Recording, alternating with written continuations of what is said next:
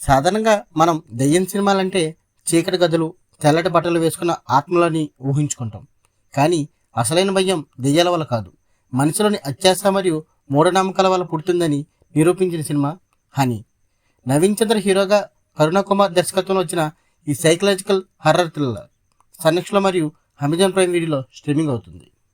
ఈ సినిమా కథ విషయానికి వస్తే, ఒక చీకటి గుహలో ఆనంద్ క్యాచర్ అనే తాంత్రిక దేవతకు పూజలు చేస్తూ కనిపిస్తాడు. ఈ పిచ్చి ఎంతలా ముదురుతుందంటే ఆఫీసులో కూడా ఇవే పనులు చేస్తూ దొరికిపోయి ఉద్యోగం పోగొట్టుకుంటాడు. చేతిలో చిల్లి గవ్వలేదు, కానీ పూజ చేస్తే కోట్లు వస్తాయని నమ్మకంతో గడిపేస్తాడు.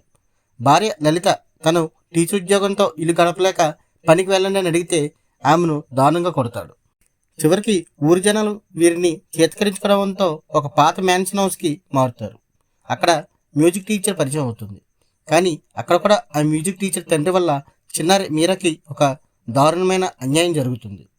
ఆ బాధలో ఉన్న కుటుంబాన్ని ఆనంద్ తన తాంత్రిక పనులు వాడుకోవడం మొదలు పెడతాడు. ఇక్కడి నుండే సినిమా నెక్స్ట్ లెవెల్కి వెళ్తుంది. ఆనంద్ తన ఇంట్లో ఒక శబ్దరహిత గదిని కట్టిస్తాడు. అక్కడ తన కూతురు మీరాను, ఒక గర్భవతి పిల్లిని కలిపి ఉంచుతాడు.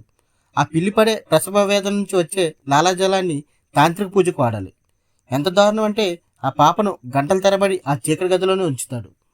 అంతేకాదు, మీరాకి వయసు పెరగకుండా ఉండడానికి హార్మోన్ ఇంజక్షన్లు ఇస్తాడు. ఎందుకంటే తాంత్రిక పూజకు ఒక చిన్నపిల్ల కావాలి కాబట్టి. ఆ ఇంజక్షన్ వల్ల ఆ చిన్నారి ఆరోగ్యం క్షీణిస్తుంది. ఆ నరకంలో ఆ పాపకి తన చుట్టూ ఉన్న గాలితో ఒక తోడు కనిపిస్తుంది. ఆమె పేరే హనీ. ఆ పాపకి హనీ తన సోదరులుగా, ఒక ఆత్మలాగా కనిపిస్తూ తనని రక్షించమని కోరుకుంటుంది. ఇక క్లైమాక్స్ ఊహాతీతం. ఆనంద్ ఆకాంక్ష ఎంత పెరిగిపోతుందంటే, లలితను నిద్రమత్తులో ఉంచి తన తాంత్రిక కార్యాలు పూర్తి చేయాలనుకుంటాడు. కానీ ఆఖరికి భరించలేక లలిత తన బిడ్డను కాపాడుకోవడానికి ఆనందను రాయితో కొట్టి చంపేస్తుంది. అలాగే రావణ అనే దుష్ట మహిళను కూడా అంతం చేస్తుంది. కానీ ఇక్కడే అసలైన ట్రాజెడీ ఉంది. పోలీసులు వచ్చి లలితను అరెస్ట్ చేస్తారు. లలిత పోలీసులకు ఒక నిజం చెప్తుంది. ఆ ఇంజక్షన్ వల్ల మీరా శరీరం పూర్తిగా పాడైపోతుంది. మీరా ఆ నరకం అనుభవించలేకపోతుంది. కనబడ్డపడే నరకం చూడలేక లలితే తన బిడ్డను చంపేస్తుంది.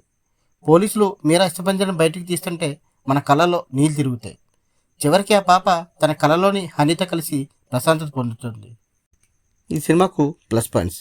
నవీన్ చంద్ర ఆనంద పాత్రలో జీవించారు. అతని కళల్లో కనిపించే ఆ తాంత్రిక పిచ్చి చూస్తే అసహ్యం, భయం రెండు కలుగుతాయి. దర్శకత్వం కరుణ కుమార్ ప్రతి సీన్ను చాలా డార్క్గా, ఎమోషనల్గా హ్యాండిల్ చేశారు.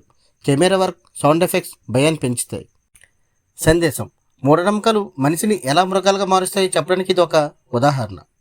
ఈ సినిమాకు మైనస్ పాయింట్స్. రిపీటెడ్ సీన్లు వస్తూ ఉంటాయి. జరిగిన కథ మళ్ళీ మళ్ళీ జరుగుతూ ఉంటుంది. చివరిగా చెప్పాలంటే, సినిమా కొంచెం నెమ్మదిగా ఉన్న ఎండింగ్ మాత్రం ప్రతి ఒక్కరిని కదిలిస్తుంది. మీరు థ్రిల్లర్స్ మరియు హర్రర్ సినిమాలు ఇష్టపడితే ఇది ఖచ్చితంగా చూడాల్సిన సినిమా. మరి మీకు ఈ కథ ఎలా అనిపించింది? ఇలాంటి సినిమాలు సమాజానికి ఏం చెప్తాయని మీరు అనుకుంటున్నారు? కింద కామెంట్స్లో చెప్పండి. ఈ వీడియో నచ్చితే లైక్ చేయండి. మరిన్ని ఇంట్రెస్టింగ్ రివ్యూల కోసం మన ఛానల్ని సబ్స్క్రైబ్ చేసుకోండి. Thanks for watching. జై హింద్.